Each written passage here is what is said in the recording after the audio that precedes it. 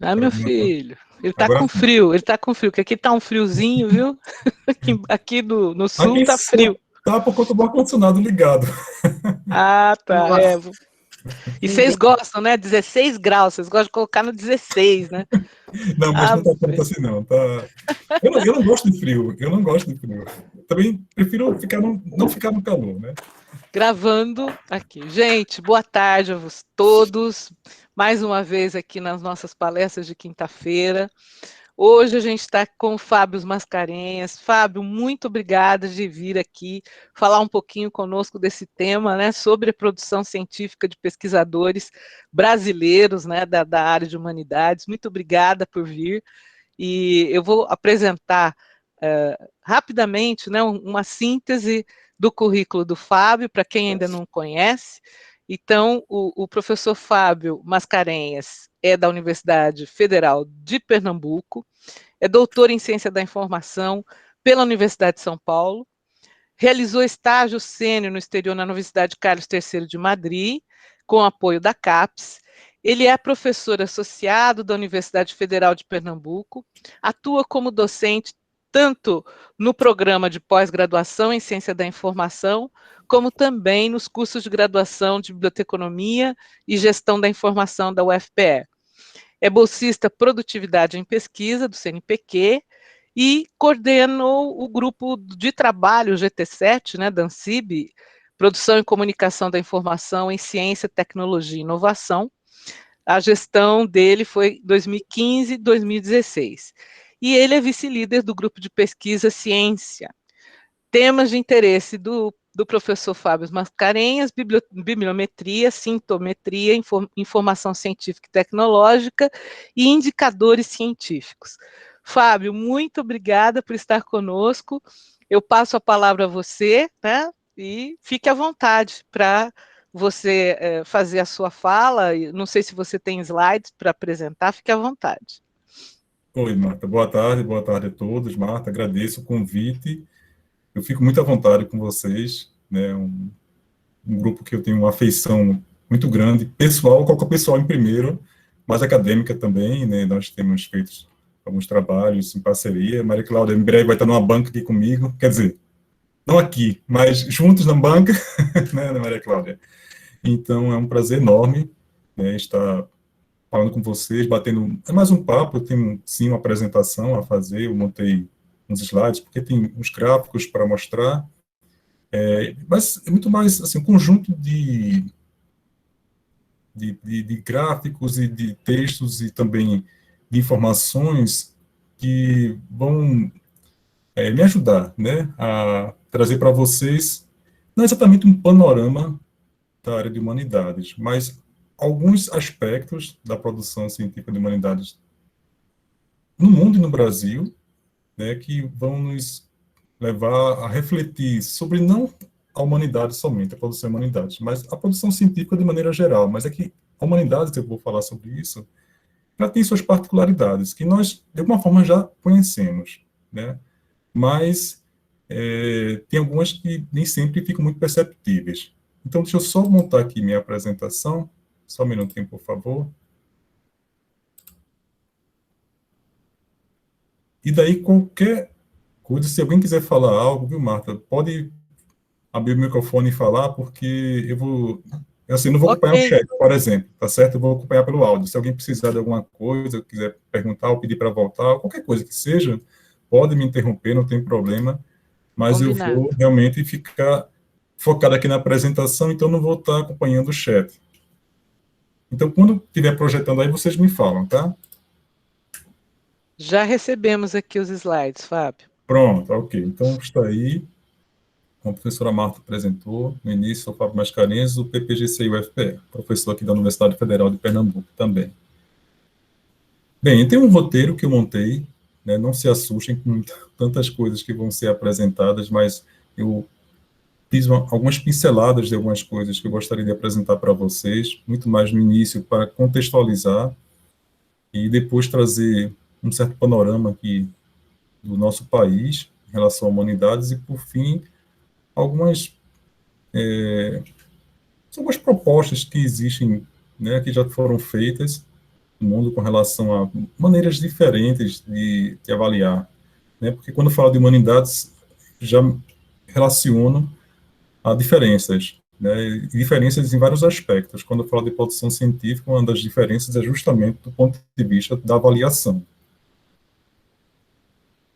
Então, a primeira questão é por que humanidades? Né? Por que humanidades? E por que não outras? Por que não outras áreas?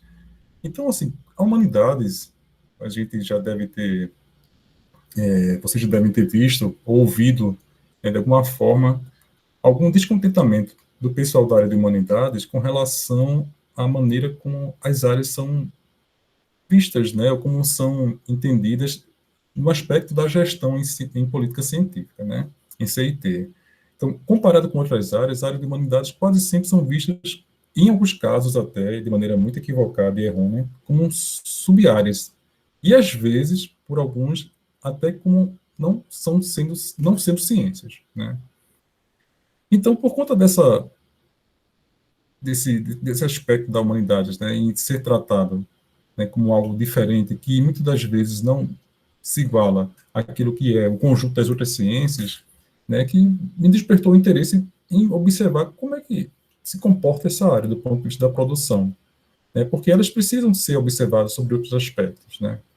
Então, fazendo um retrospecto histórico, né, a gente tem aí na história da ciência grandes mudanças, né, e as mudanças ocorreram principalmente, né, a partir do século XVI a XVIII, mais ou menos, né, quando a gente percebe aí o que se chama de ciência moderna, né, que é maciçamente acompanhada por grandes descobertas na área da física, principalmente, e temos grandes expoentes como Copérnico, o Galileu, Isaac Newton, né. Também no século XVII, mais um pouquinho adiante, né, nós tivemos a criação, né, da ciência, de veículos próprios de comunicação, e tudo isso estou falando para mostrar assim, que é um processo mesmo, de institucionalização dessa instituição chamada ciência, que faz parte enfim, né, de diversas outras instituições, assim como o governo, assim como a igreja, e outras que compõem a sociedade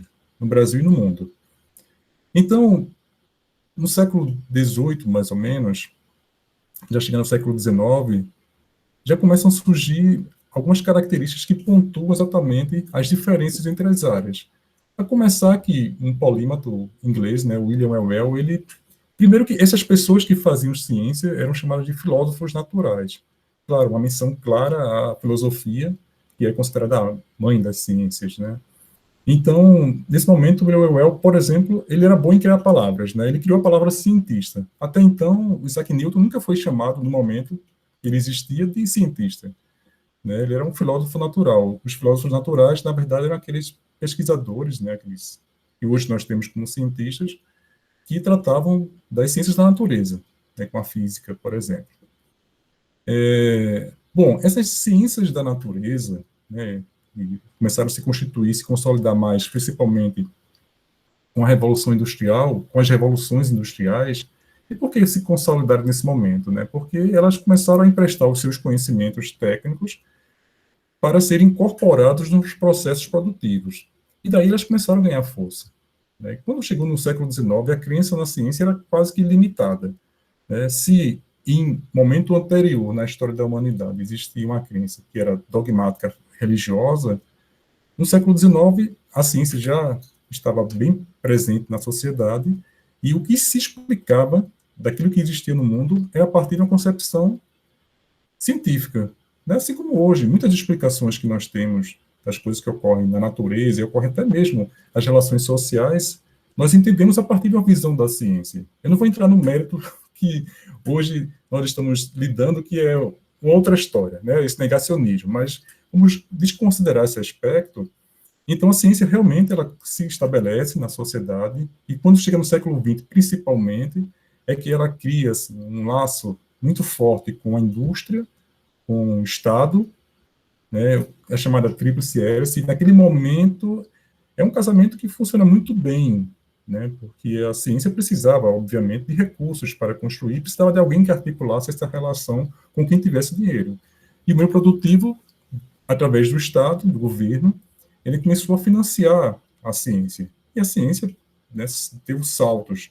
Tanto é que no início, na primeira metade do século XX, né, a ciência alcançou descobertas fantásticas, impulsionada principalmente com as guerras mundiais. A gente sabe disso, né? Mas, além disso, além das guerras, nós tivemos realmente um alto índice de investimento, né? O que o Heiberg chamou de uma big science, né? Saiu de uma chamada little science, da ciência mais amadora, e em alguns aspectos até contemplativa, para uma ciência mais profissionalizada.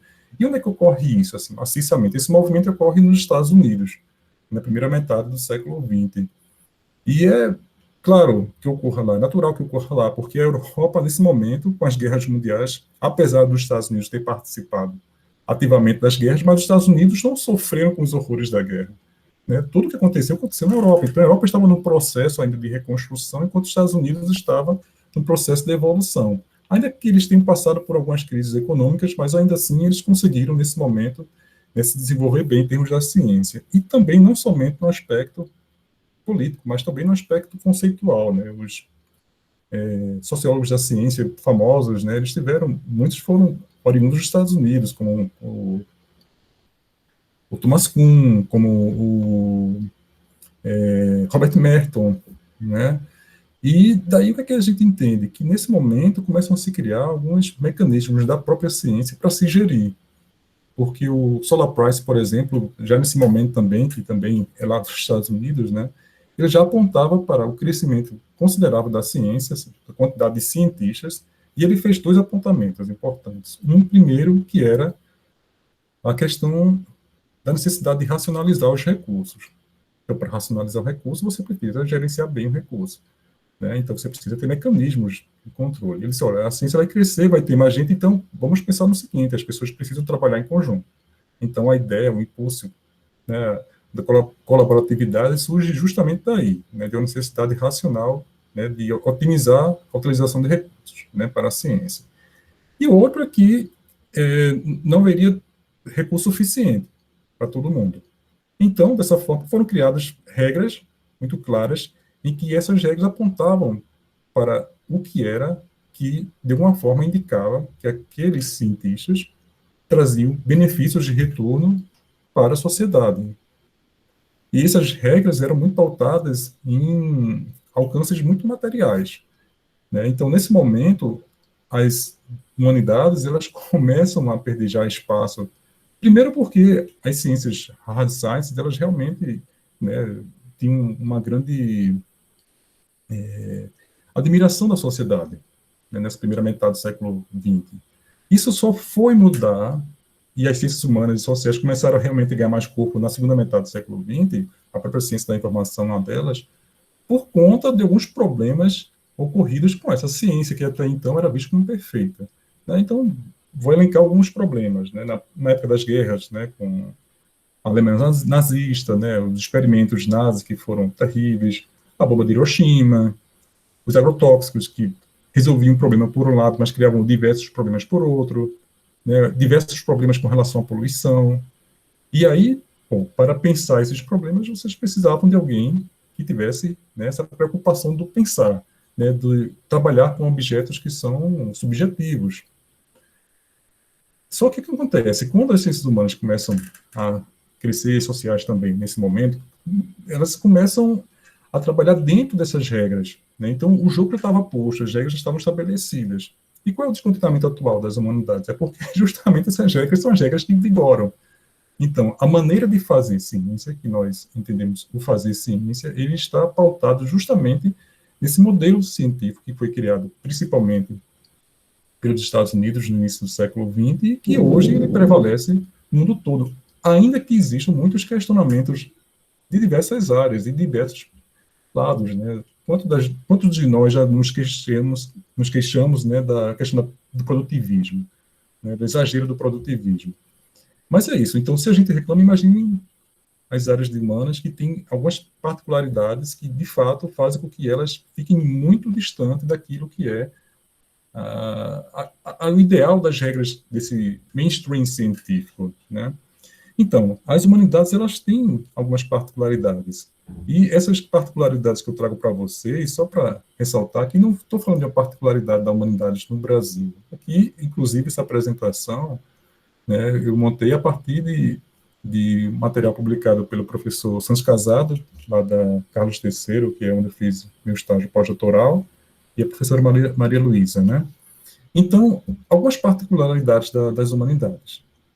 Primeiro, o espaço da pesquisa, né? Então, o escopo da pesquisa, normalmente, nas humanidades, eles tendem a abarcar debates muito regionalizados, muito fisicamente localizados, né? E por isso que algumas bases não demonstram tanto interesse, as grandes bases internacionais. Não somente por isso, mas isso é uma das razões que faz com que elas não demonstrem interesse. Agora, é interessante que isso não é somente um problema das humanidades, a questão do regionalismo, né? Teve um estudo que a gente fez alguns anos atrás com o pessoal da medicina tropical.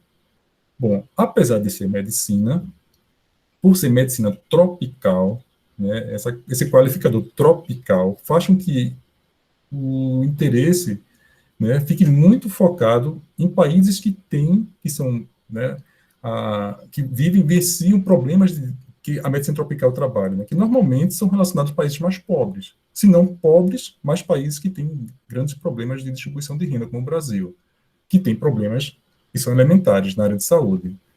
Então, o que a gente percebeu nesses pesquisadores da área de medicina tropical? Que eles tinham uma dificuldade em publicar também por conta disso, porque a discussão que eles levavam à comunidade científica, ou seja, para penetrar na produção científica mundial, né, nos periódicos internacionais, eles não conseguiam, porque o que eles traziam era muito regionalizado. E como é que a gente descobriu isso? Porque a gente começou a observar a produção deles, a produção científica desses pesquisadores aqui da medicina tropical, aqui da UFPE, e o que apontava lá, né? Os temas mais recorrentes. Um deles, me lembro claramente, que era a AIDS. E o que tem a ver a AIDS com a medicina tropical? Por que AIDS e medicina tropical? Né? Qual é a relação que existe da AIDS com a medicina tropical e por que eles não estão, o que a gente esperava lá, que se sobressaíssem os temas mais aderentes ao que é objeto de estudo da medicina tropical? E daí foi quando eles disseram, olha, é uma estratégia. Se a gente levar somente para os periódicos temas que são temas muito regionais, nós teremos problemas de aceitação. Já foram recusados muitos trabalhos que eles fazem. Eles relacionam um problema local com um problema universal. Né? Então, imagine, se da área de medicina tropical eles têm esse tipo de problema, quiçá da área de humanidades.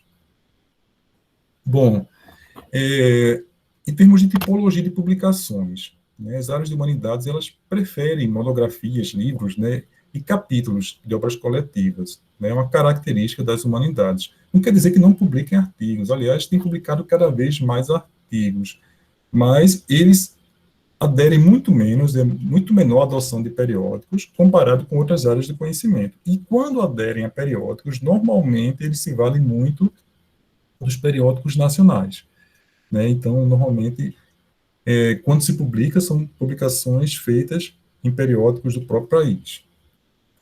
A colaboratividade na pesquisa, aquilo que o Solar Price apontava da necessidade, e já projetava isso, ele projetou na década de 40 ou 50, não lembro muito bem, né, que iriam cada vez mais haver colaboratividade entre pesquisadores, né, e isso teria como repercussão produções coletivas, né, que são produções de artigos em coautoria. Só que na humanidades não, né, é muito comum as produções que são individuais, né, ou então tem além de tem 2 ou 3 autores, então o índice de coautoria é baixo, não somente a coautoria, mas as instituições que estão envolvidas também, né, não é comum ter várias instituições, claro, se tem poucos autores, também tem poucas instituições, tal qual também são poucos os países que estão envolvidos nas produções. O idioma de publicação também é comum nas humanidades optarem muito mais pela língua vernácula, né, que é diferente dos pesquisadores de outras áreas que já começam a aderir, já começam a convergir a produção para o inglês. Né, e as bases de dados, elas preferem documentos em inglês, elas estimulam, né, indexação de artigos que estão em língua inglesa.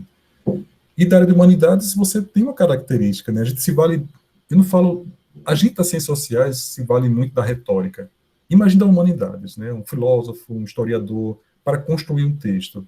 Existe uma dificuldade maior. Não estou falando que alguém que é nativo de uma língua, quando vai publicar em outra língua, que não tenha dificuldade. É natural ter uma dificuldade, mas imagine quando você se vale muito daquilo que está escrito, né? Você precisa realmente montar uma ideia que está na sua cabeça num papel, no computador, né, em uma outra língua. E às vezes é difícil você montar na sua própria língua. É bem diferente quando você tem dados mais objetivos, tem frases mais precisas, com resultados que são universais. Né? Você não se vale tanto assim de uma escrita mais rebuscada como é o das humanidades. Tá? Então, realmente existe uma preferência pela língua vernácula. E quanto à produção, e esse é um ponto principal, que é a limitação do ponto de vista da avaliação da produção, a partir desses indicadores bibliométricos, né? Aí que recai assim, um dos meus interesses desse estudo que eu venho desenvolvendo junto à área de humanidades, que para mim é uma área nova, viu?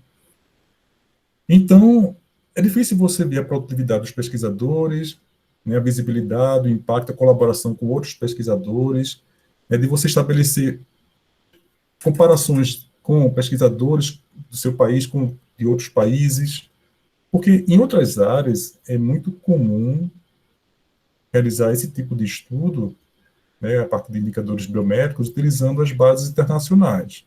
Então, se você vai falar de agronomia, por exemplo, ciências agrárias, você entra lá nas Copas, você entra lá na Web of Science, você tem isso muito bem representado. Mas na área de humanidades, como já apontado anteriormente, não.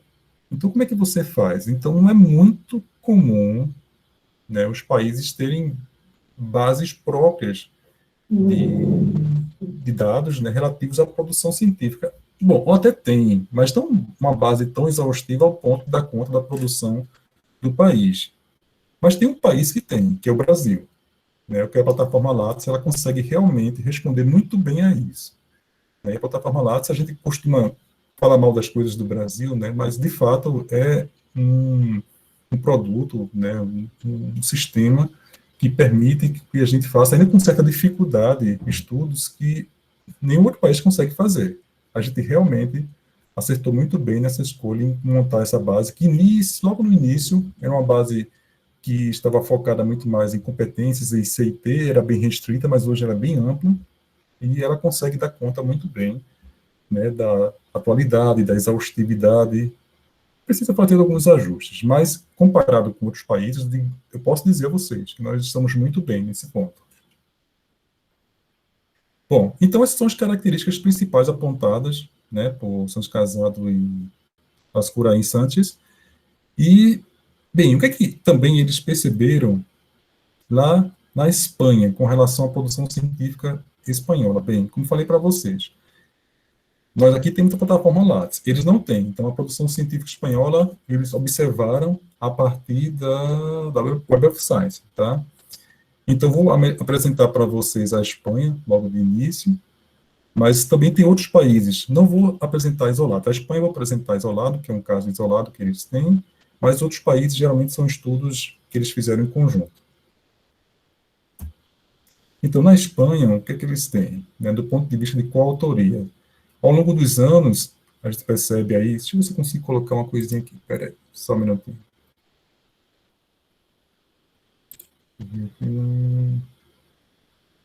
Não, ia tentar aqui colocar uma coisa, mas não vou conseguir, não.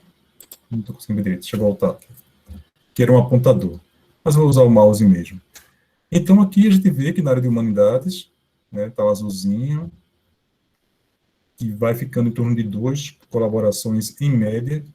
Então, a média geral nesses anos que eles analisaram é de 2,17, que comparado com outras áreas do conhecimento, você tem aí um índice muito baixo, né? Se outras áreas você alcança 7, 8, né? Física, por exemplo, tem muitos estudos que são feitos envolvendo muitos pesquisadores, né? Algumas áreas da física.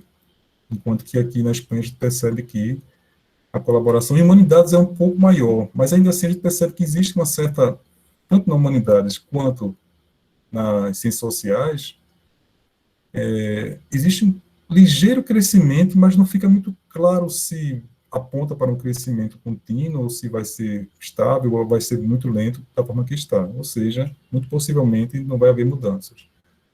Grandes mudanças, quero dizer. Também na França, no estudo que eles fizeram, se percebeu aquilo que eles já tinham apontado, né, que a preferência realmente são por periódicos, aqui nesse caso de humanidades, periódicos que são periódicos nacionais, né, realmente é uma preferência deles, assim como nossa também, né, e a produção, ainda que aqui nós tenhamos inglês, né, como uma produção que é maior, mas o que diferencia, comparado às outras áreas, é que a língua vernácula acompanha muito o inglês, ela fica muito próxima, é diferente de outras áreas que, de fato, você percebe notoriamente que o inglês passa a ser quase que uma prevalência. Então, esse outro estudo que eu trago, daí, o que ressalto aqui são as fontes de dados, né? Você vê que na República Tcheca, na Dinamarca, na Bélgica, na Finlândia, Noruega, Polônia, Eslováquia e Eslovênia, né, eles, para apresentarem os padrões, né, de publicação na área de ciências sociais e humanas, eles se baseiam em dados de base de dados próprias, né? Eles têm umas bases que têm a produção científica deles, mas, novamente, né, ninguém se baseia para fazer estudo comparativo na Web of Science, porque sabem que é pouco representado nessa base, ou nas COPs também. Então, eles fizeram os estudos e traçaram aqui o tipo de publicação, né? Bom, aqui, como eles juntaram humanidades e ciências sociais, não dá para saber de maneira muito clara o que é um e o que é o outro. Mas, de qualquer forma, a gente vê aqui, né, que alguns países, né, tem como Finlândia, Polônia, Eslovênia, a República Tcheca, né, comparado com outras áreas de conhecimento, elas têm uma prevalência ainda. Aqui, nesse caso, não é exatamente que existem mais artigos, nem todos têm mais artigos, mas que existe uma intenção, desculpa, intenção não, existe ainda um uso, diferente de outras áreas, né, de outros tipos de materiais. Eu separei artigo aqui, mas se, por exemplo, na Polônia, né, se o artigo não é maioria, assim como na Finlândia também, e os outros estão na faixa assim, de 50%, então você imagina que o restante da produção esteja em produtos mais monográficos ou livros editados, o que é uma característica da área. Bom, por língua, nesses países, né, a República Tcheca, né, tem um índice muito alto, tanto quanto a Polônia também, né. Eles realmente preferem a língua local, né, como a língua para publicação de sejam manuscritos, artigos ou algo parecido. E os autores, o que eles chamam a atenção é o seguinte, que esses países, normalmente, que preferem essas línguas, eles têm uma origem política e histórica muito parecida, né? Eles têm uma tradição cultural muito forte, então, o que eles apontam é que parece que isso, de alguma forma, faz com que eles sintam uma certa, não seria uma necessidade, mas um interesse maior, realmente, em manter, fazer prevalecer a língua deles, a língua nativa. Bom, esse é outro estudo que trata da cobertura, né, dos periódicos de alguns países na Web of Science. Só para mostrar para vocês, só para reforçar, que a cobertura não é muito grande, principalmente aqui nesses que estão aqui, como Bélgica, Eslováquia, Polônia. Por isso que esses países têm lá as suas bases próprias para fazer os estudos, mas ainda assim, né, essas bases deles não são muito completas, mas os dados que eles utilizam são os dados que eles têm. Tá? E nesse estudo, o que eles ressaltam no final, né, o que eles percebem, é que essas pesquisas locais, né, que são feitas em línguas nacionais, elas são muito importantes, né? Eles reconhecem a importância dessas línguas locais, né, para as disciplinas, para as áreas das ciências sociais e humanas. É essencial. Mas, por outro lado, o que eles percebem é que isso passa a ser um certo limitador, né, para o desenvolvimento dessas disciplinas, no contexto nacional, mesmo nacional, e principalmente internacional. Né? Então, chama atenção disso, né, no estudo que foi realizado nesses países. Então, isso já é outro estudo, e aqui eles trazem outros países, e é interessante que é um grupo que vem estudando, principalmente nesses países que eu tenho apresentado para vocês. O que esse trabalho aqui se diferencia dos demais é que eles fizeram por áreas, notoriamente, né, você percebe o que é mais roxinho são aqueles que preferem, como a Polônia, aqui está muito claro, a Polônia, né, Polônia, Eslovênia, principalmente, e a República Tcheca, você vê que eles, de fato, têm isso em todas as áreas, né, uma preferência pela língua local.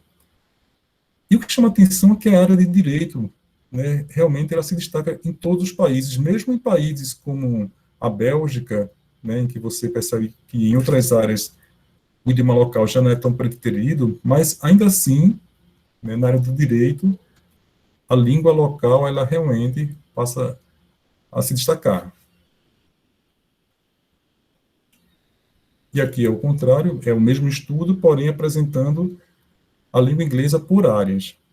Tá? Então, claro, é o inverso, a Polônia, quanto mais rosinha, mais adesão à língua inglesa. Né? Então, a Polônia aqui, realmente, ela fica bem destacada, tal como a República Tcheca, né? E a Eslovênia, relativamente. Né? De qualquer forma, né, a adesão de direito, realmente, ele demonstrou uma adesão pequena pelo inglês. Agora, vamos sair um pouco da Europa e passar a olhar mais o Brasil. Né? O que é que nós temos no Brasil? Quais são as particularidades do Brasil? Não diria nem particularidades brasileiras, né? Mas isso que nós vimos lá fora, vamos tentar encontrar aqui no Brasil. A ideia é essa. Bom, primeiro eu vou tratar das bases internacionais, para demonstrar para vocês o que é que nós temos lá representado enquanto produção nacional por línguas, mas também produção dentro já das áreas de humanidades, ligadas às humanidades. Então, esse é um dado recente, 2021, né? Na Web of Science nós temos, da produção brasileira, 87% em inglês, né, e 12% em português. Nas Scopus, a produção brasileira indexada alcança um índice de 97% em língua inglesa. É um número bem alto. Em língua portuguesa, nós temos apenas 2%. Daí, quando eu faço um recorte dentro da Web of Science, agora eu fiz um filtro, apliquei um filtro e escolhi algumas áreas relacionadas às humanidades e inverte-se, né? Você percebe que o português passa a ser realmente marcante naquilo que é a produção brasileira, indexada na Web of Science, nas áreas ligadas à humanidade. Né? O português se destaca bastante, o inglês e o espanhol chega a se destacar um pouco também. Vamos ver nas Scopus como é que fica aqui. Nas Scopus, comparado ao índice que a gente teve de toda a produção científica brasileira, de fato a gente tem uma mudança considerável, que praticamente não tínhamos material em inglês, desculpa, em português indexado. Né? O que nós temos agora é uma mudança, ainda assim prevalece o inglês, mas a gente percebe que o português passa a ter um destaque maior. E só por curiosidade, nas Scopus, né, de toda a produção científica brasileira que está indexada, isso eu considerei todos os anos, tá? Tudo que há do Brasil. Quando fala do Brasil, significa que existe algum pesquisador brasileiro que está relacionado àquela publicação. Então, apenas 1,94% está ligado à área de artes e humanidades. Tá? Então, é um número pouco representativo. E, em cima dessa produção, e ainda considerando essas bases, O que eu percebi? Que para ambas, né, quando eu listo, você pode pegar o resultado daqueles artigos que você encontrou. Então, eu coloquei para ordenar esses artigos em ordem de citação, desde do mais citado até os menos citados. Então, na área de humanidades, os 200 primeiros mais citados, 200 primeiros, nenhum deles estava em português, né, em nenhuma das bases. E na Web of Science, dos 18.310 que estavam em português, 17.847 recebeu uma ou nenhuma citação. Nas Scopus, dos 11.328 que estavam em português, 9.904 recebeu uma ou nenhuma citação. Então, por isso que as áreas de humanidades realmente, se preocupam muito quando se fala nesses índices, de citação, ou de fator de impacto, porque, de fato, existe um distanciamento, um gap muito grande entre essa realidade que é vista em outras áreas com a realidade que é vista na área de humanidades. E quando a gente tem a área de humanidades de um país que a prevalência da produção dela, esse país está na língua nativa, você passa a ter muito mais problema, muito mais dificuldade, que é diferente da área de humanidades para um cara que é do inglês, que é da Inglaterra, que é dos Estados Unidos. Não que eles não tenham problemas, mas pelo menos do ponto de vista da língua, não. E do ponto de vista da colaboração internacional em humanidades, daí a gente vê, claro, o Brasil está aqui só para mostrar para vocês, aqui em cima das copas, Brasil, que é a quantidade de artigos que está lá, indexado nas copas da área de humanidades. Mas aí você vê, que em termos de colaboração internacional, o Brasil tem aí alguns países, e o que alcança maior índice de colaboratividade é com os Estados Unidos, com 5,41%, enquanto que na Web of Science esse índice de colaboratividade fica em 1,63%. Por que chama atenção, esses números? Bom, primeiro, um número muito baixo de colaboração, com outros países. Eu não sei a explicação, tá? Não consigo explicar esse índice tão baixo. Tem alguns motivos, mas todos eu partiria aqui somente daquilo que eu penso que sejam, mas eu não tenho nenhum dado que possa, de fato, evidenciar esse índice. Mas o que, para mim, fica muito claro, e não tem exatamente com os índices, é assim, essa preferência nossa por países que estão na Europa, e os Estados Unidos. Eu fiquei realmente surpreso quando eu vi aqui a Argentina, somente a Argentina, entre esses primeiros que eu elenquei, e ainda assim com índice muito baixo. Somente a Argentina, como a gente realmente tem dado uma preferência grande para essa relação entre países com países da Europa, quando de repente na área de humanidades principalmente a gente poderia ter muito mais adesão a países que estivessem aqui na América Latina e das ciências sociais também, assim, o que nós fazemos é muito mais próximo do que a América Latina faz do que aquilo que outros países fazem. Então, esse número me chamou a atenção. É um número para a gente pensar. Bom, então, eu vou considerar agora, isso foram fontes internacionais, fontes nacionais da produção brasileira. Uma das fontes que eu gosto de utilizar é o Diretório dos Grupos de Pesquisa no Brasil, e a outra é a plataforma Lattes.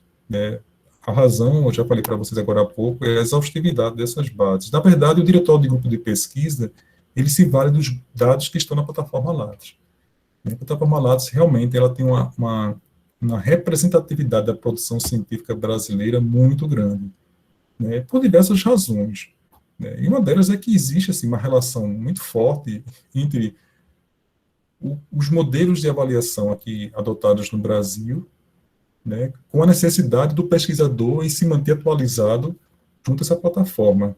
Isso é muito bem amarrado, existe de fato uma política que funciona muito bem nesse aspecto, que se não estimula, força o pesquisador a deixar atualizado seu currículo. Não precisa atualizar com mentiras, mas o fato é que realmente o currículo ele tem aí uma representação muito mais próxima do real da produção científica brasileira do que essas outras bases que nós temos aí, que são bases internacionais, pagas. Então, do ponto de vista daquilo que está indexado no Diretório de Grupo de Pesquisas do Brasil, né, o que é que ele tem aqui? Né? Eles categorizam por áreas conforme os grupos de pesquisa. É uma categorização própria do próprio diretório. Né? Então, com relação aos artigos, tem outras. Os dados são de todas as áreas. Eu só tirei as outras áreas aqui do gráfico para não ficar muito poluído, porque ficava difícil de enxergar. Mas a gente percebe aqui, por exemplo, que as ciências da saúde têm um destaque muito grande, né? Mas as ciências humanas, elas realmente têm aí crescido consideravelmente na produção de artigos. Né? E, por incrível que pareça, né, até mais que nas sociais aplicadas. Agora, vale ressaltar uma questão, né, com relação às ciências humanas.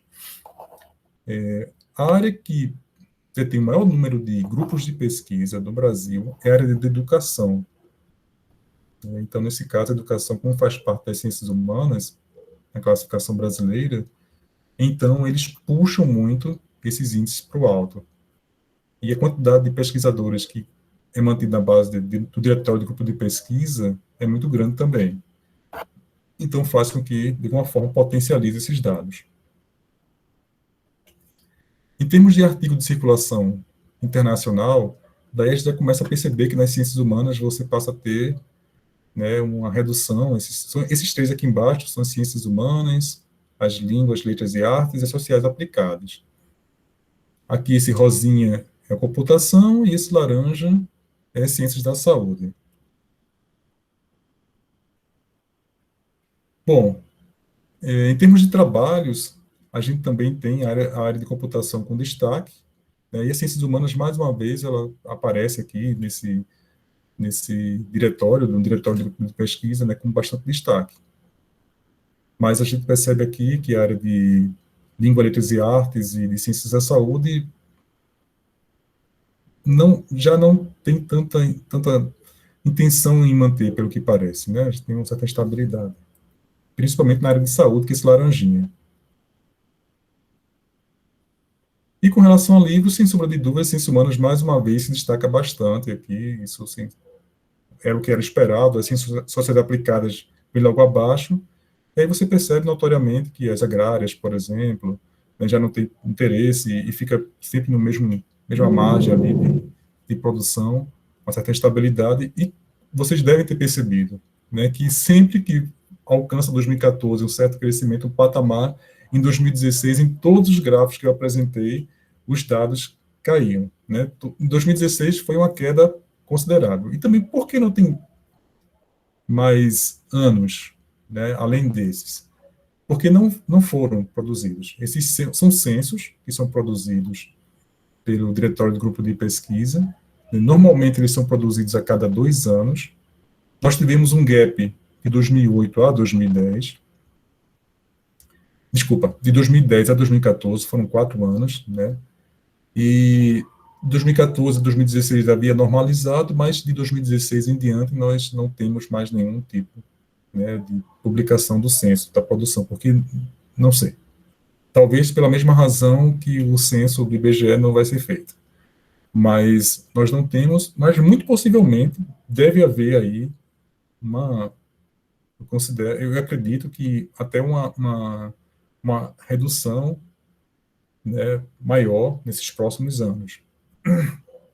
Capítulo de livros, também as ciências humanas mais uma vez se destaca, né, assim como as sociais aplicadas, e as áreas de engenharia de computação e de outras áreas, elas têm aqui um patamar considerado baixo, né, para o conjunto.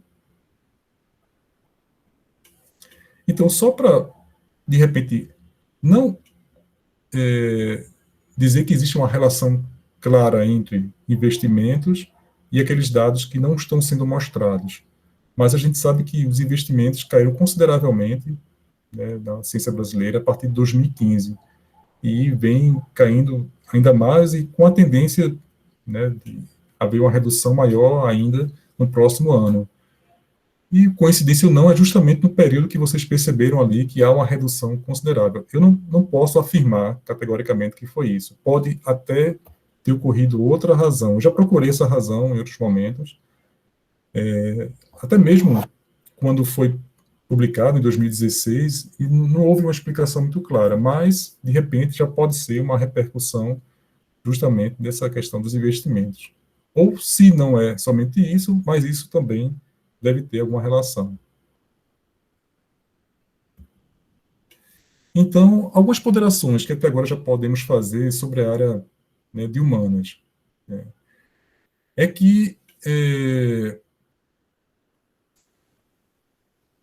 o que a gente percebe em termos de modificação da produção de humanidades, né, ela parece que é movida por um sentimento de que obter bons resultados, né, dentro da perspectiva de avaliação, parece que surge muito mais como um fim do que o próprio resultado da pesquisa, né? Então, nesse trabalho de Santos Cavaleiro e Santos Tarragó, eles apontaram algumas questões que merecem reflexão, né? E uma delas é justamente essa tendência das práticas epistêmicas, né, que faz com que há um privilégio para a produção de artigos, por considerar que é uma área que, uma forma de produzir conhecimento mais rentável, né, dada a velocidade em que você tem o retorno e a resposta sobre aquela sua produção, né. Outro ponto que eles destacaram também é a carência de indicadores, né, relacionados a monografias e livros,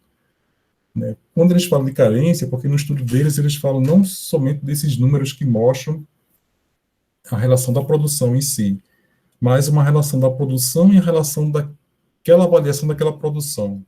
Então, um dos pontos apontados é justamente que o livro ele é tratado de alguma forma como uma unidade tal qual um artigo, como se dissesse, um livro e um artigo, eles têm quase que o mesmo peso de valoração, e às vezes até menos. Então, nessa distinção que é feita, né, do livro com artigo, né, como sendo coisas muito parecidas, se desconsidera, por exemplo, a questão do esforço, né, o empenho do pesquisador em produzir um livro. Nós sabemos que a produção de um livro, não desmerecendo a produção de um artigo, mas ela envolve, assim, uma construção, um encadeamento de uma ideia, né, que realmente exige da gente um esforço maior. Então, só um minutinho.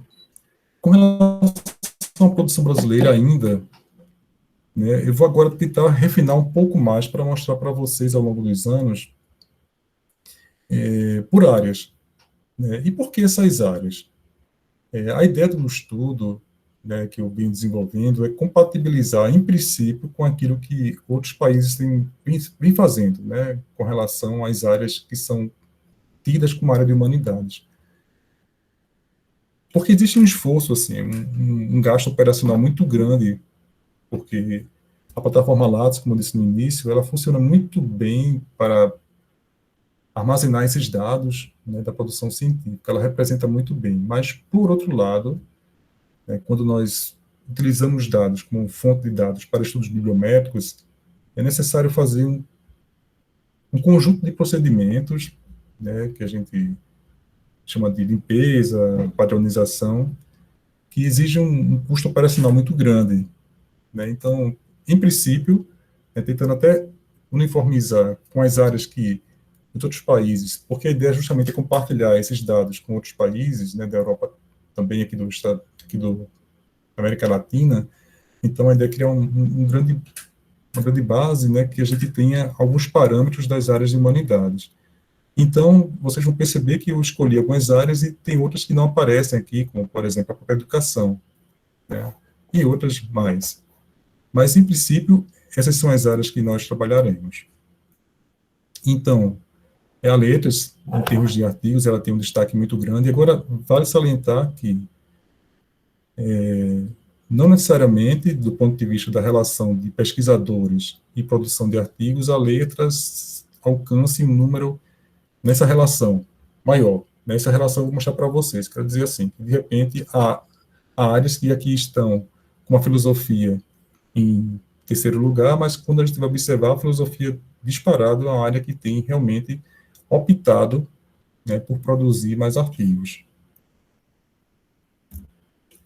Então, os livros, a gente percebe que existe realmente uma certo equilíbrio, o que era esperado mesmo. O livro, de fato, é um tipo de produção que essas áreas têm uma atenção muito grande.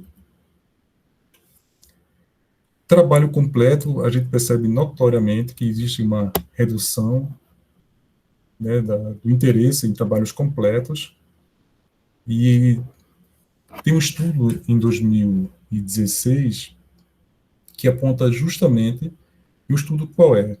Eles percebem lá quais são os critérios avaliativos para programas de pós-graduação.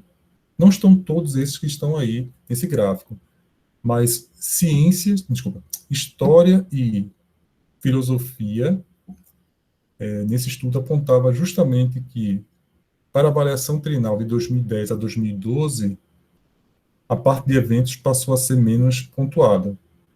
E é justamente o que a gente percebe aqui. Né? A partir de 2010, 11 tem uma crescente, mas a partir daí diante, a gente já percebe que começa a haver um desinteresse, né, pela produção, que foi aquilo que os autores anteriormente haviam dito, né? A mudança no estilo de produzir, né, influenciado por algum tipo de cobrança no modelo avaliativo.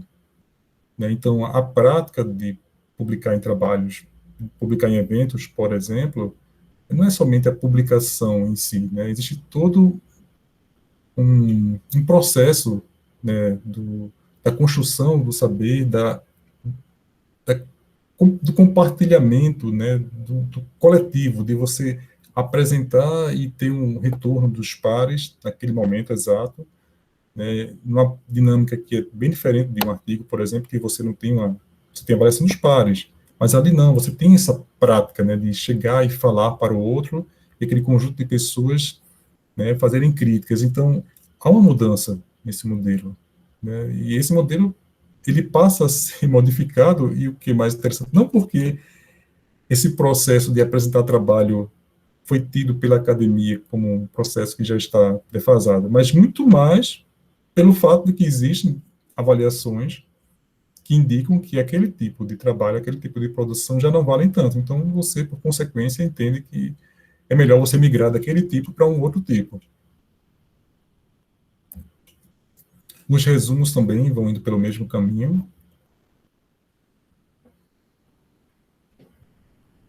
E aqui está o gráfico que eu falei anteriormente para vocês. Né? Vocês perceberam que lá atrás no gráfico, né, quando eu falava, por exemplo, produção de artigos, área de letras, quando no quantitativo, quer dizer, em termos absolutos, ela alcançava números maiores que a filosofia. Mas a filosofia, para minha surpresa, se destacou bastante por ser a área que alcançou, né, uma média mais alta de todos os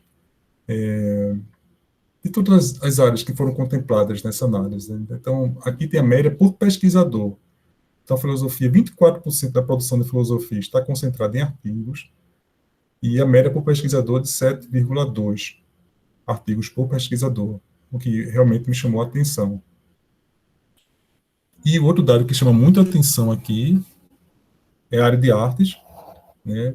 Quando 30% da produção, não que a gente fique surpreso, claro, a área de artes tem uma relação direta com a produção artística, mas que realmente eles trabalham muito com a produção artística, né? É a maneira deles expressarem o conhecer deles do mundo, deles expressarem a produção do conhecimento deles, que não é somente via a forma tradicional, escrita.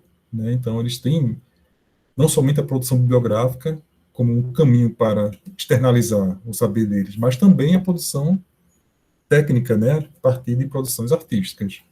E é um número bem alto, né, 30%, e uma média de 11 produções por pesquisador.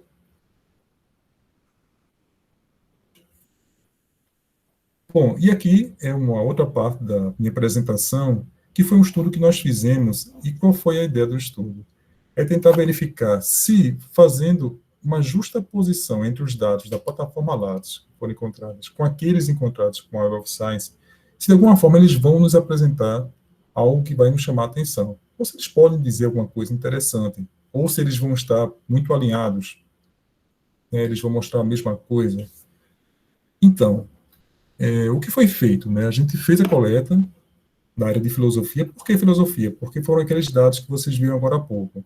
Então, a área de filosofia, por ter se destacado muito, né, pela realmente preterência na área, na produção de artigos, né, como tipologia documental, então nós pegamos os dados da produção científica desses 10 anos da área de filosofia, e para tentar identificar essa produção de filosofia na plataforma Lattes, o que a gente fez? A gente relacionou os títulos dos artigos e o ISSN, porque são dados que a gente, quando baixa na plataforma Lattes, nós temos, né, nos resultados que são extraídos.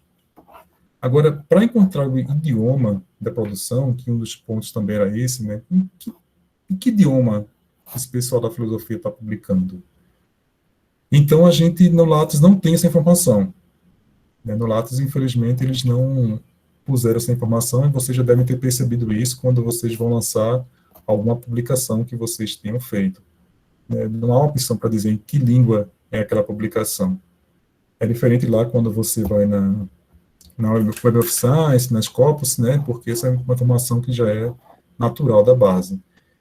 Nesse caso, nós nos valemos de um pacote do R, né, o Frank, que ele faz a identificação automática da linguagem daqueles artigos. Né? Ele identifica por um conjunto de caracteres, né, tem um percentual que é estabelecido, e a partir dali ele entende em que língua aquilo foi produzido. Então, pelos títulos dos artigos, a gente identificou isso para a plataforma Lattes. Só para recapitular, a gente pegou os dados da plataforma Lattes e foi verificar o que era a plataforma Lattes na área de filosofia, produção de filosofia, na Web of Science. Então, essa justaposição foi para verificar se havia alguns comportamentos interessantes para que a gente pudesse, né, fazer outros experimentos a partir de outras áreas também. Bom, o primeiro resultado que chama a atenção é esse gráfico aqui. Né? Ele diz para a gente o seguinte, que aqui temos 43 mil artigos, esse foi o total de artigos que nós conseguimos recuperar da área de filosofia, da plataforma Lattes. Só um detalhe, deixa eu explicar para vocês o que é filosofia da plataforma Lattes, que consideramos como filosofia da plataforma Lattes. Nós consideramos a área que o pesquisador disse que atua, né? Porque quando você faz o cadastro na plataforma Lattes, você responde para ele qual a área de atuação.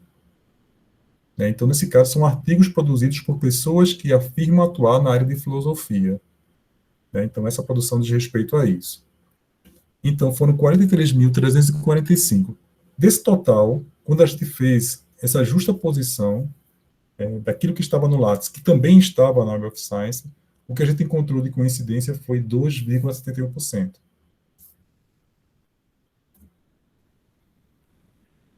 Bom, o que estava na Web of Science, a produção, fica fácil identificar a linguagem, né, porque isso está na própria base. Todos os artigos lá têm essa identificação. Então, dessa justaposição que nós fizemos, 75% estava em língua inglesa. Por outro lado, daqueles dados que eram somente do Lattes, né, 89% estava em língua portuguesa. Uma diferença muito grande. Então, a gente percebe notoriamente que, do que está na plataforma Lattes, do que a gente recuperou da filosofia, o que está indexado na base Web of Science está muito mais relacionado a esses 6% aqui. Tá? Então, boa parte do que está aqui realmente não faz parte da base. Aqui é somente os números que a gente encontrou, a gente teve que fazer esse processo de identificação da língua da plataforma Lattes, realmente é um trabalho muito árduo, porque o software ele faz a identificação automática, mas depois nós temos que fazer uma revisão. E quando você faz uma revisão de mais de 40 mil artigos, realmente é um processo bem árduo. Bom, aqui a gente foi observar o seguinte, né, a relação entre os anos e a produção.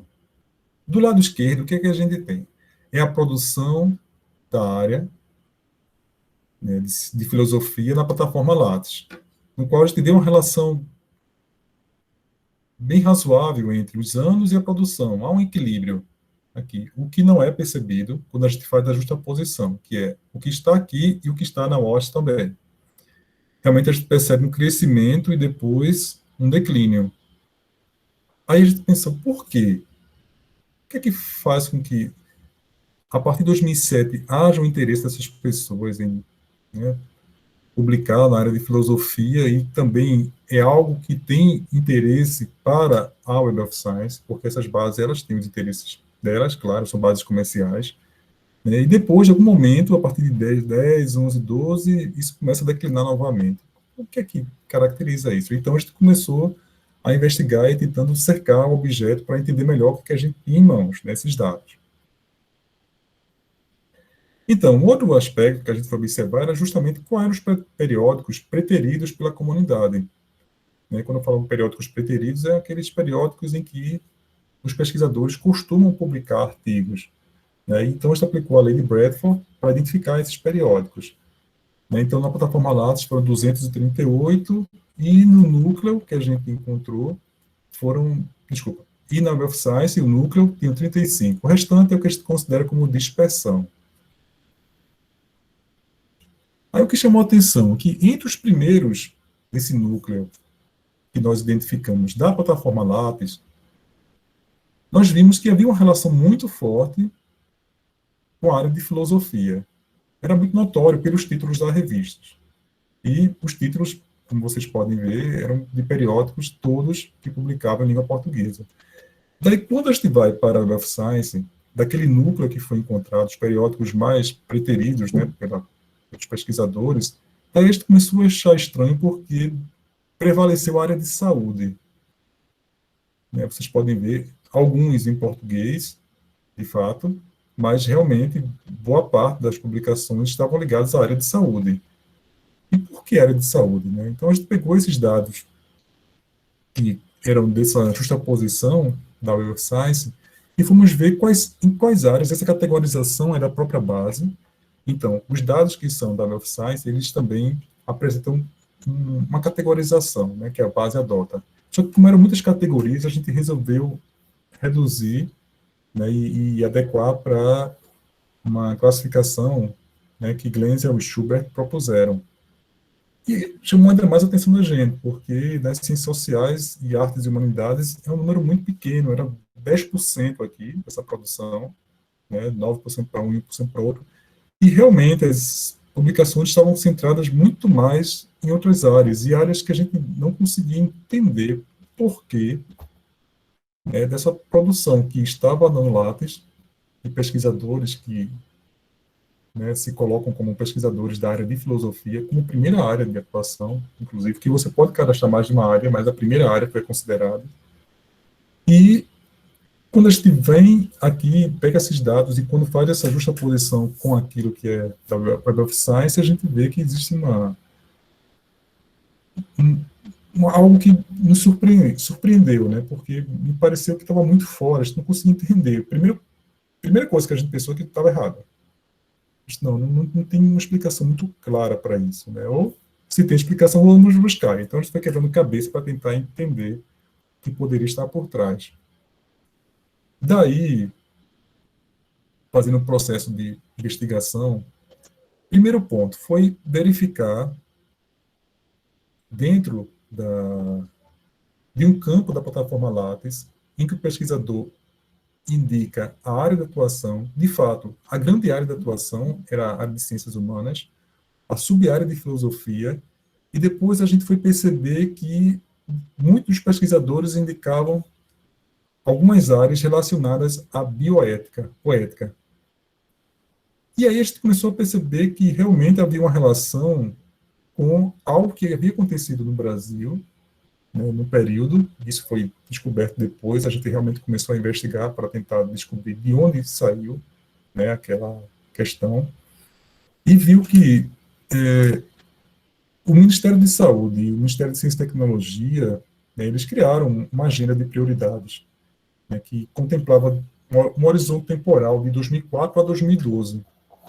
Não, então, assim, estudos bioéticos e éticos, eles conseguiram captar um montante de recursos, né, que foram 98 projetos que conseguiram realmente ser implementados, de quase 1,5 milhão de dólares. Né? E justamente é esse período que a gente percebe, vou só voltar para vocês verem aqui, destaque. A partir de 2004 começaram a ser implementados, mas é justamente esse horizonte temporal aqui, que aí, obviamente, os resultados, né, obtidos, né, com esse tipo de trabalho, de estudo, esses projetos que eles implementaram, só foi, claro, a repercussão, principalmente a publicação, demora um tempo a sair, né?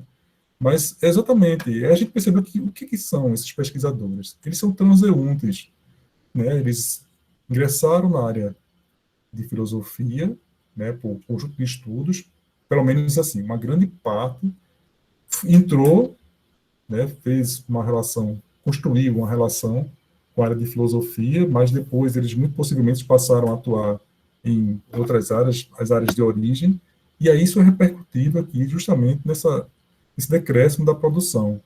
E daí a gente achou que realmente esse processo, né, de implantação de uma estratégia metodológica que faça essa justa posição, ela pode ser rica por diversos aspectos. Aí um deles é justamente verificar aquilo que não está muito nítido, muito claro, né, para olhos nus, né? A gente não consegue perceber muito bem isso até que a gente tenha realmente algum tipo de indicador que aponte uma relação como essa. Então, outro ponto, eu falei para vocês no início, né, que é tratar de vários aspectos ligados à humanidades. São os aspectos avaliativos. Né? Então, com relação a CAPES, o que a gente percebeu, porque qual a ideia? É olhar a produção em humanidades e perceber a relação da produção de humanidades com algumas formas de se olhar a ciência, né? Principalmente aquelas ligadas à avaliação científica. Porque é um dos grandes pontos, a produção em humanidades ela tem uma característica que parece que não... Enfim, eles estão entrando numa fase de decisão, né, entre mergulhar nesse modelo que é um modelo geral ou manter as suas características, que são as características que fazem com que elas, de fato, se destaquem quanto áreas de humanidades. Né? Então, nesse momento, a gente pensou, não, vamos ver o que eles dizem nos cadernos de áreas, né, dos itens avaliativos da CAPES.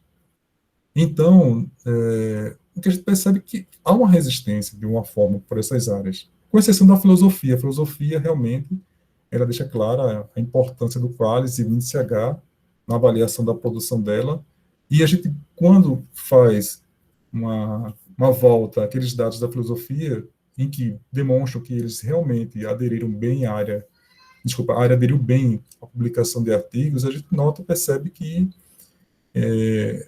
realmente parece que passou a ser algo que eles incorporaram com uma mudança que vai prevalecer nos próximos anos. Porém, a área de teologia, ela aponta assim, que tem produção de estratos superiores, estima a coautoria e parcerias, mas em nenhum momento eles deixam amarrado a nenhum índice ou nenhum outro, né, elemento qualificador que seja os mais tradicionais. E da área de história chama bem atenção, né, que eles, quando falam da produção científica deles, eles dizem o seguinte, que o fator de impacto fornecido por um ou mais indexadores mostra-se pouco adequada e mesmo desastrosa para as humanidades em geral, e para a história em particular, como demonstram todas as projeções já realizadas. As artes, né, elas nitidamente, notoriamente, elas valorizam as produções técnicas, além das bibliográficas, e a linguística e a literatura também não mencionam quais ou índices internacionais. Bom, isso é para mostrar para vocês que realmente essas áreas de humanidades aqui no Brasil, elas ainda têm, assim, uma intenção de se manterem muito mais ligados àquilo que eles entendem como a própria forma de entender a qualidade da produção científica deles. Gente, agora que eu olhei que são 6h12, eu estou bem acima do horário. Eu falei para Marta que tenho planejado para falar em 40 minutos, é hora que estou tentando correr. Então, eu vou falar dos aspectos avaliativos em termos de bolsa de produtividade, da área de artes, né, que é outro aspecto. Então, são vários aspectos que a gente considera, né, da produção humana e avaliação relacionada a ela. Então, no Brasil, a gente tem avaliação em termos de pós-graduação, mas também dos pesquisadores que têm um certo destaque dentro das áreas, que são os pesquisadores bolsistas de produtividade. Então, na área de artes, assim, a gente percebe notoriamente que eles têm realmente ainda, né, um destaque. Então, se a área escolhe aqueles como bolsistas de produtividade, é natural que aquilo que eles fazem seja aquilo que a área considera como importante.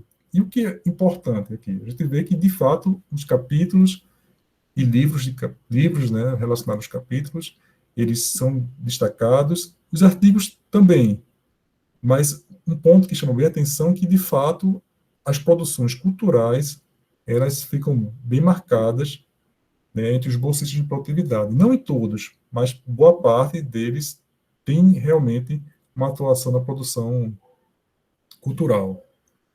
E vou adiantar aqui.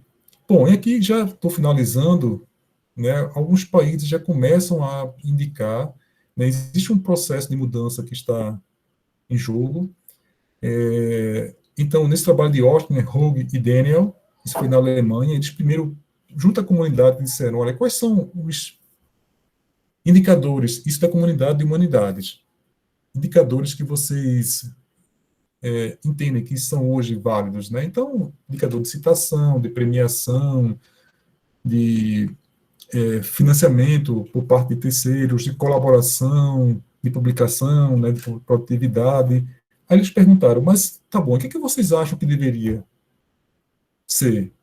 E daí eles destacaram, assim, o que tem essas setinhas, é o que eles destacaram como, quer dizer, é aquilo que houve um consenso maior entre os pesquisadores alemães que consideravam, na área de humanidades, os itens mais importantes que deveriam prevalecer. Então, foi consenso que produtividade não é um aspecto importante. Mas eles pontuaram coisas como visão de futuro, erudição, a conexão entre a pesquisa, o ensino, né, o rigor, né, a questão da conectividade com outras pesquisas que não sejam ilhas, né, que você esteja aberto para ideias e pessoas, né? Então, esse foi um dos pontos que eles consideraram como importantes para se considerar na avaliação. E o que é interessante é que produtividade eles realmente não acharam que seria algo relevante para a área. E tem um trabalho de Reale, em 2018, em que eles propõem, né, são vários autores, e propõem alguns mecanismos para que a área de humanidades, ciências humanas, desculpa, de humanidades e ciências sociais, que elas comecem a criar mecanismos. Eu não vou falar de todos eles, tá? Mas ela cria umas ferramentas de impacto, e a ideia é que realmente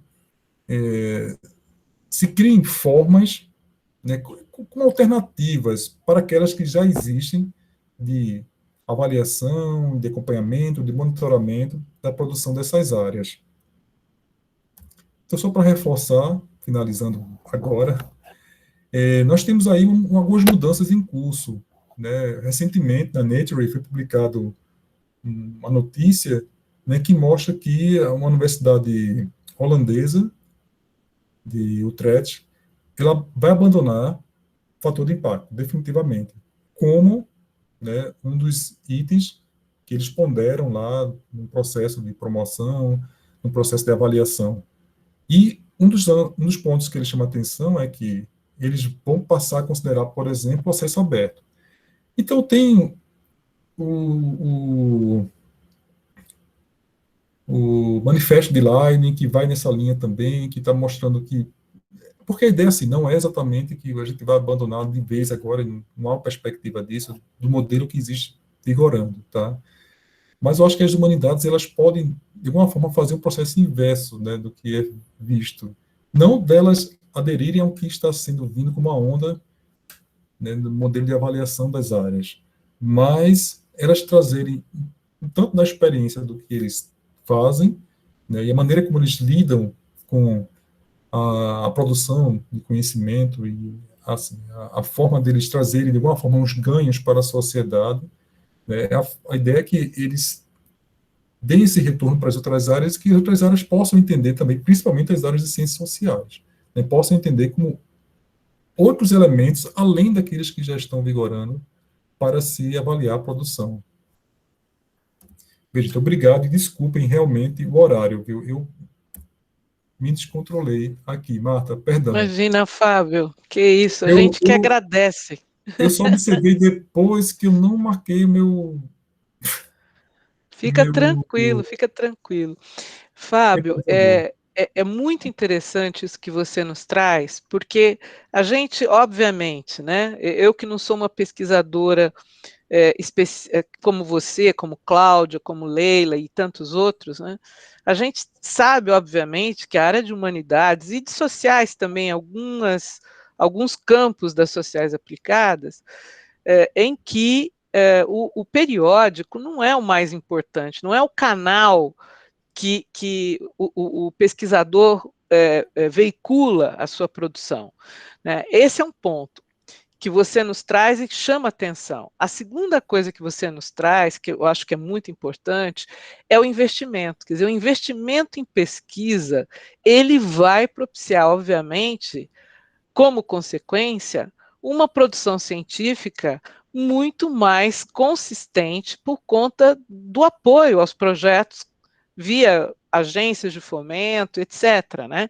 E isso é muito preocupante, porque nós sabemos, por exemplo, que nesse contexto que nós estamos atualmente, a área de sociais aplicadas e a área de humanidades está sendo, né, muito prejudicada em termos de recursos. E isso vai se refletir, né, num determinado espaço de tempo, né? Daqui a 5 anos, daqui a 6 anos, a gente vai ver que nesse período em que perdemos bolsas, em que perdemos financiamentos de projeto, isso vai se refletir, obviamente. Então, algo que você traz na sua pesquisa também, que eu considero bastante importante.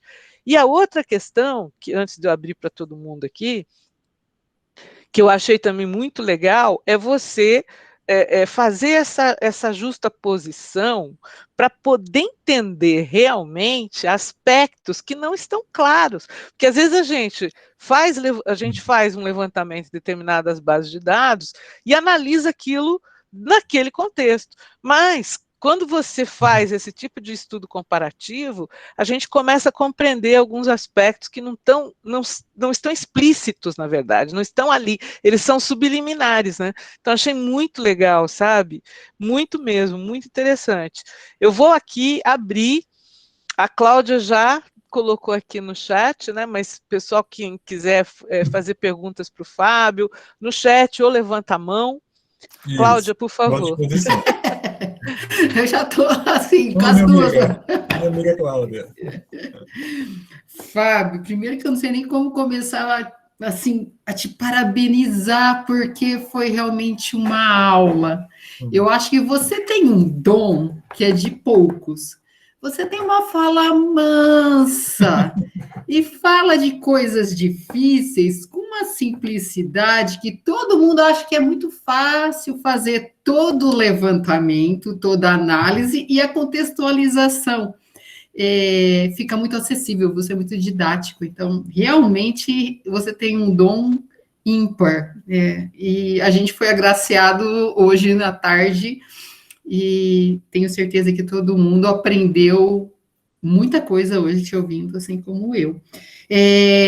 Eu acho o máximo, assim, ouvir você falar, porque você faz aquela melhor bibliometria, né? Que é aquela bibliometria que não deixa escapar o contexto, né? E eu concordo com a Marta, assim, que são várias coisas que muito bacana que você traz, desde o histórico, ainda que sucinto, da evolução da ciência ao longo dos séculos, e em como que nós chegamos. Para mim, eu não sei se eu estou influenciada por um livro que eu estou lendo de sistema de casta, parece que a gente tem um sistema de casta na Sim, é ciência, verdade.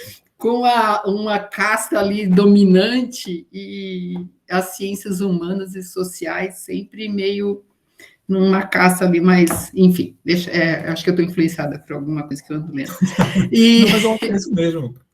Cláudia, é exatamente isso. Não está influenciada, porque eu não li o livro e penso da mesma forma.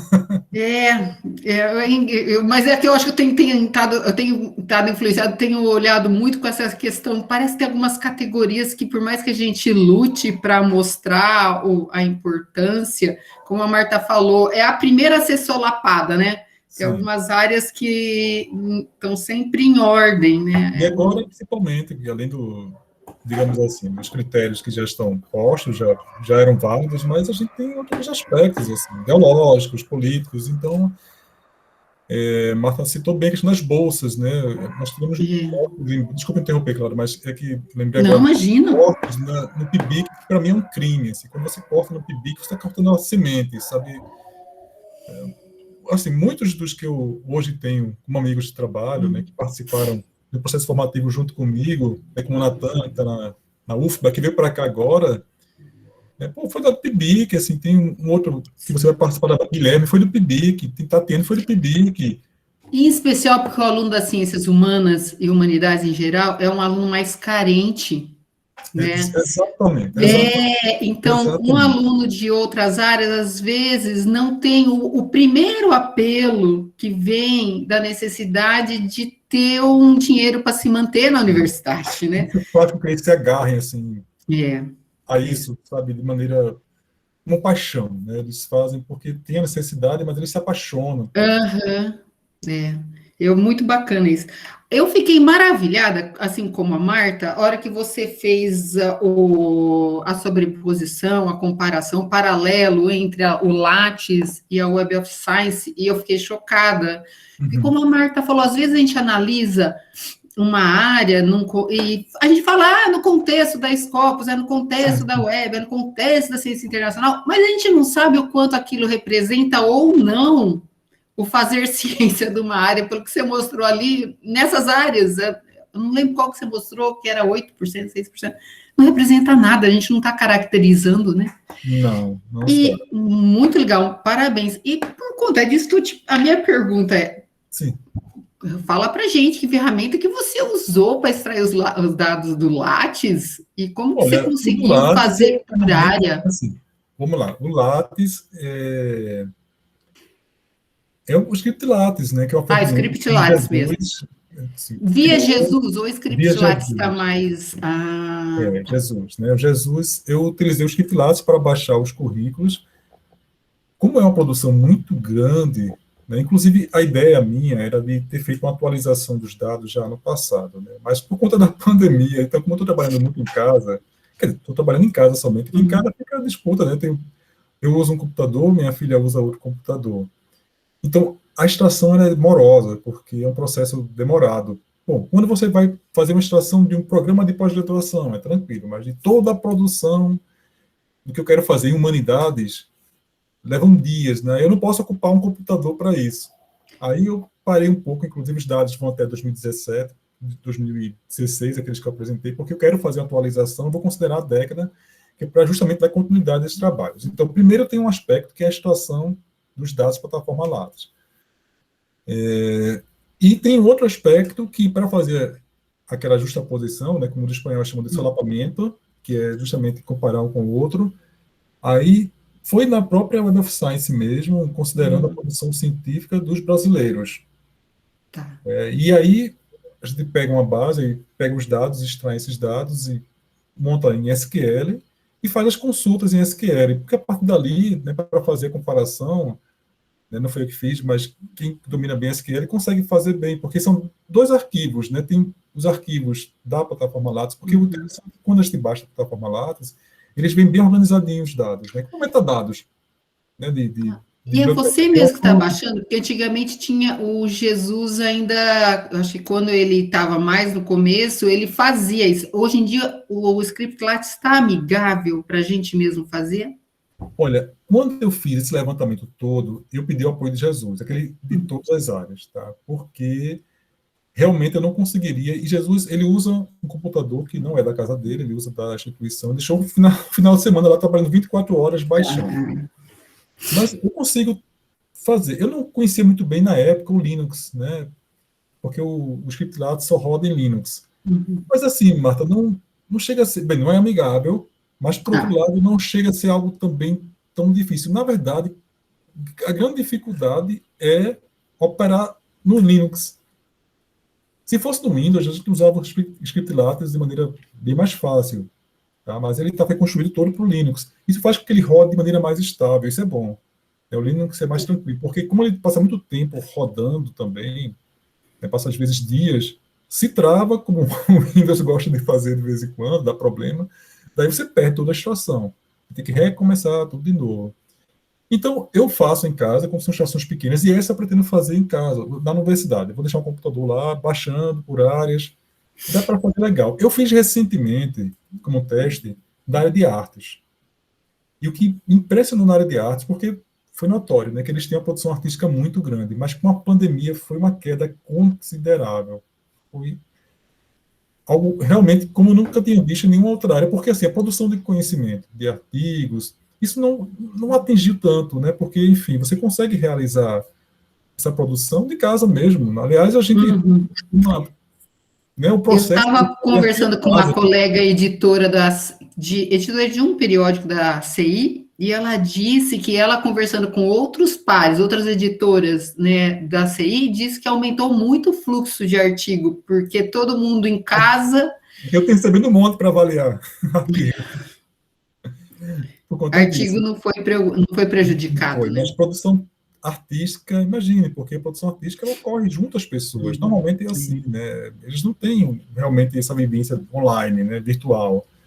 E daí foi muito afetado, muito afetado. Que é ruim, né? Porque são essas áreas de artes, ou essas áreas que são mais reflexivas, mais críticas, principalmente, né, das questões da sociedade, sociais, elas estão muito na mira, né? Imagina, uma ciência como uma ciência exata hoje está na mira de alguns, né? Uma pessoa que diz que a Terra é plana, você imagina, né? Você tentar argumentar que é importante triste, fazer né? produções na área de humanidade. Se o cara não acredita nem na física, imagina o cara acreditar nas humanidades. Sabe? Não, na verdade, a humanidade vira um perigo, né? Então, aí é mais uma razão, né? Você corta. Mas, enfim, Cláudia, o processo, né, de extração, o que é oneroso é um processo muito mais operacional. É bom ter uma equipe para fazer. Eu não tive uma equipe, exatamente, né? Porque tem que fazer o processo de limpeza dos dados, isso é necessário. Tem que fazer uns ajustezinhos. Então, assim, realmente isso demanda um tempo operacional. Não é difícil, é trabalhoso. Se eu explico para alguém o processo, a pessoa é capaz de reproduzir esse processo de maneira relativamente simples. Realmente não é tão complicado. Agora, realmente fazer, operacionalizar é demorado. E você tem um tutorial agora, ou no artigo está explicado como que faz a extração do látice? Porque eu acho que vários colegas, eu mesmo fiquei interessada, você instigou a gente a fazer algumas pesquisas, né? Olha, eu tenho um tutorial que mostra lá, mas recentemente eu tenho um bolsista de PIBIC que ele nunca usou o látice. Né? Então eu ensinei para ele como, bom, de casa mesmo, eu fui dizendo para ele como fazer. Ele teve alguma dificuldade inicial com script lattice, né, para baixar os currículos, mas ele foi corrigindo. E assim, na verdade, o problema não é tanto no uso do script lattice, como eu tenho dito, é mais em operar o Linux. O que acontece? Quando você instala o Linux no seu computador, aí depois você instala o script lattice, para fazer rodar o script lattice, ele começa a dar alguns problemas, e você não sabe por que é. Na verdade, é porque o Linux, diferente do Windows, ele não vem com um conjunto de arquivos que são necessários para alguns programas rodarem. É meio que por demanda. Aí, o dele foi isso. Como eu já sabia que esse problema acontecia, eu falei, é isso, tenta ver, instalar esse... Ele tem um conjunto de pacotes que são do próprio software Linux, vê lá se você consegue. Aí ele fez, aí passou a rodar. Pronto, fez uma vez, você faz 1000 vezes. Interessante. Então... tem um tutorialzinho lá, o Jesus ensina como fazer, mas realmente é muito simples. E também estou à disposição, Cláudia. Você tem meu contato. Era isso que eu estava esperando. Segunda intenções vai ficar gravado, né, Maia? Nem precisava esperar, Cláudia. Comigo você tem portas abertas, sempre. Não vou te monopolizar mais, não, Fábio. Obrigada mesmo, parabéns, viu? Parabéns pelo lindo trabalho. Obrigado. Maravilha, ai que bom, né? Eu falo, esses momentos que a gente compartilha um pouco do conhecimento é muito legal, É, porque, puxa vida, né? Eu falo, são coisas que parece assim, ah, isso é óbvio, não, não é bem óbvio, porque, né, as pessoas às vezes elas realmente não sabem determinados procedimentos ou a facilidade de você aplicar um procedimento ou outro para esse tipo de levantamento e extração, né?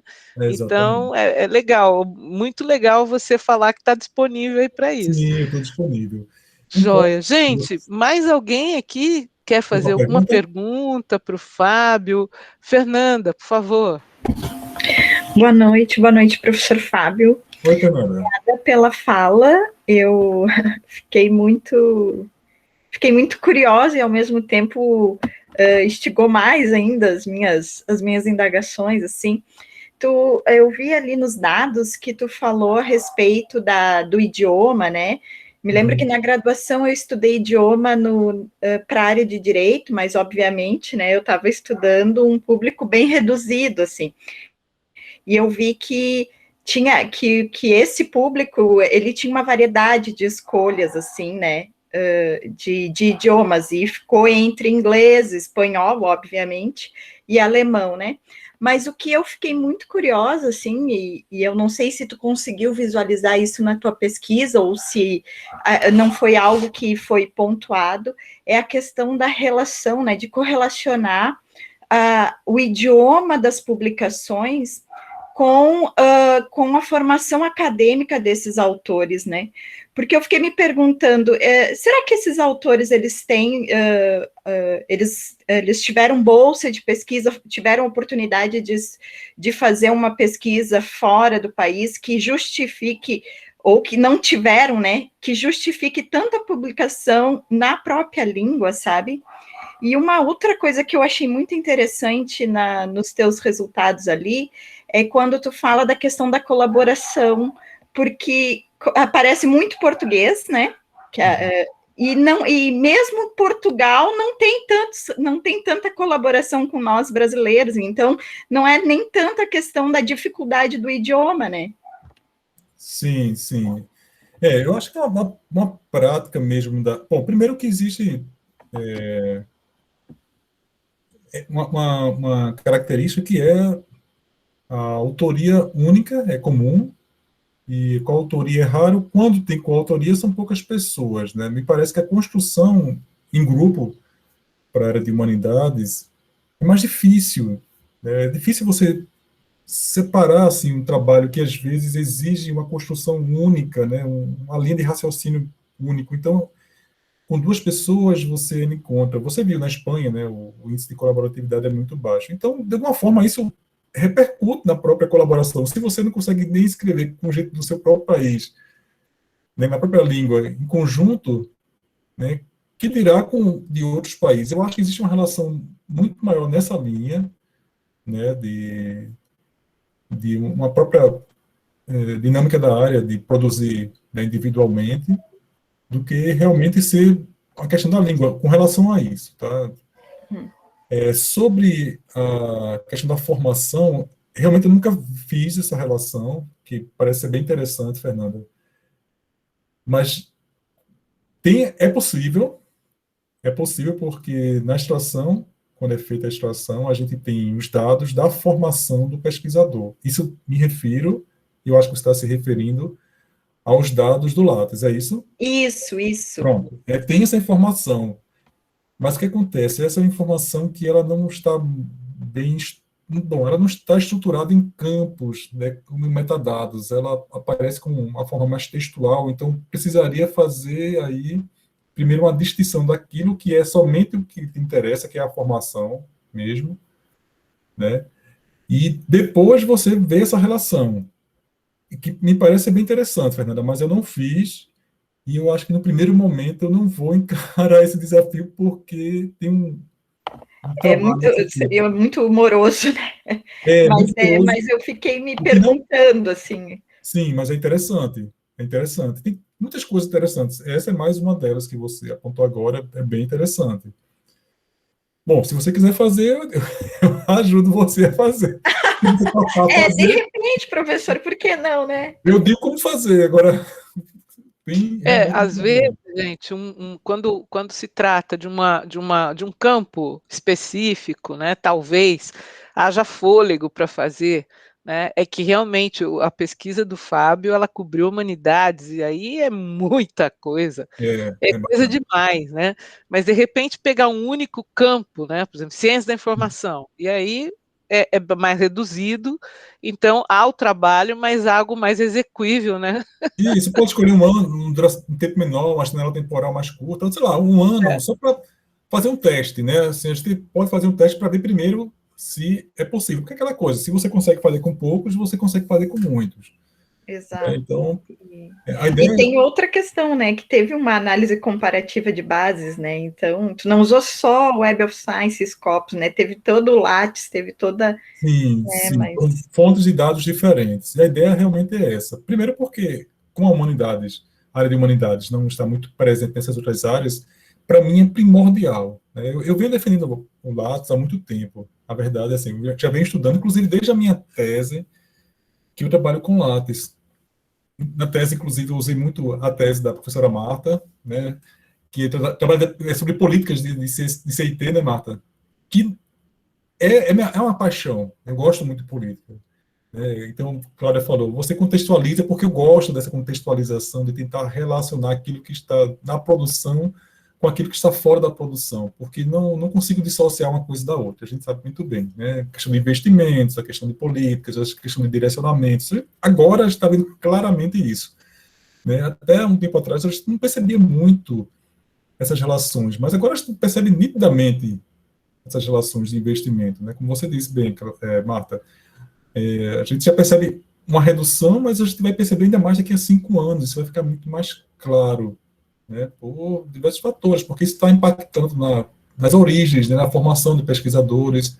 Então, os pesquisadores que estão interessados agora em ser pesquisadores, aqueles que querem ser pesquisadores, que não são ainda, não sei se vão ser, porque nós aqui estamos com um problema sério de cortes, né, de verbas, de bolsas. E aqueles que estão, eles não têm muita perspectiva, né, não tem muito onde atuar. Naturalmente, as pessoas vão migrando para outros lugares e aquilo que seria um potencial de contribuição para a colaboração da produção científica brasileira vai ficando minguado, né? E isso vai, aos poucos, ficando cada vez mais presente na nossa história da ciência brasileira, né? Infelizmente, é o que a gente tende a acompanhar nos próximos anos. É a tendência.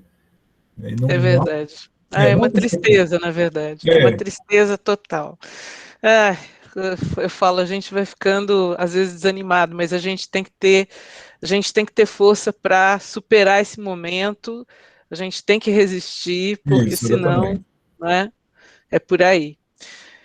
Bem, mais alguém gostaria de fazer alguma pergunta ou algum esclarecimento? Acho que não. Fábio, muito, muito, muito obrigada. A gente agradece demais de você vir aqui, falar conosco, contar dessa pesquisa importante. Eu acho que a área de humanidades e sociais ela precisa ser mais explorada, até para mostrar nos contextos avaliativos que essa área, né, tanto de humanidades quanto de sociais, é diferente. Sim, é diferente, sim, né?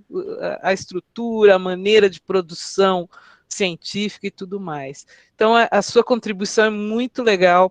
Eu acho que precisa ser mais disseminado esse teu estudo. Muito obrigada, Fábio. Marta, eu que agradeço, né, pelo convite e pela possibilidade de disseminar esse meu estudo aqui. Espero que tenham gostado. Eu vi algumas mensagens rapidamente. Agradeço todas as mensagens, eu não pude ver no chat, mas agradeço o retorno de vocês. Fico muito feliz com isso. E um espaço como esse é formidável, né? Porque já que a gente está tão distante, né, das pessoas, abrir um espaço como esse online, ainda que seja online, né, que não dá para a gente abraçar, mas dá para a gente, né, falar, dá para a gente ouvir, dá para a gente discutir, é necessário. Eu concordo com você, a gente nesse momento precisa fazer isso mesmo, trabalhar e mostrar para a sociedade o que a gente faz muito bem, com muito carinho, né, com muita dedicação, muita paixão, que a ideia realmente é transformar, né? É isso aí. E, por exemplo, as ciências humanas e sociais, elas precisam, nesse momento, disso, né? Elas precisam de um apoio para que elas possam, realmente, nesse contexto, né, se sobressaírem, né? E um dos pontos principais é justamente a parte do que elas sabem fazer. E nós, dentro do meu micro-universo, né, de estudo, tenho uma ideia de levar adiante e o que for descobrindo, mandar para o pessoal da CAPES, para que eles vejam, né, até como forma de proposição. Olha, observem isso, ó, vejam esse aspecto do que vocês estão fazendo. Isso é o panorama do que eu vi da produção, veja esse lado, né, para que eles possam fazer algumas melhorias. Mas muito Maravilha. obrigado. Maravilha. A todos que acompanharam até esse momento. Ok. Gente, um abraço. Cláudio, um abraço. Também, que faz tempo que eu não vejo pessoalmente. Abraço, gente. Tchau, pessoal. Boa noite. Tchau. Beijo. Boa noite. Tchau, Prazer te ver, Fábio. Esse foi meu. Até final do mês, Cláudia. É verdade. Tchau, tchau.